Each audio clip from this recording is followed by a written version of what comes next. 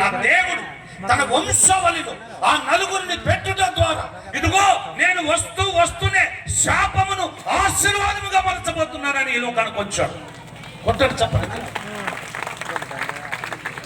ఈరోజు నీ జీవితం ఎలా ఉంది నాకు తెలియదు, నీ బ్రతుకు ఎలా ఉంది నాకు తెలియదు.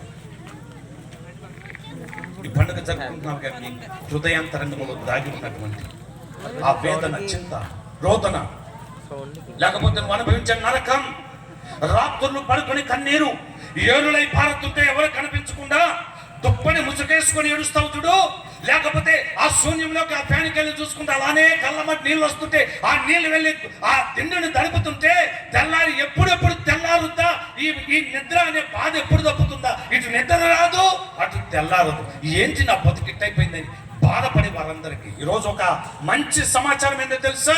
యేసయ్య పుట్టాడు అటువంటి బతుకులను మార్చడానికి, అటువంటి వారికి తోడుగా ఉండడానికే ఇమ్మాన్యుయేల్ గా ఈ లోకానికి వచ్చాడు. చప్పలు కొట్టి దేవుడు మనకు యేసుగా మనలను పాపం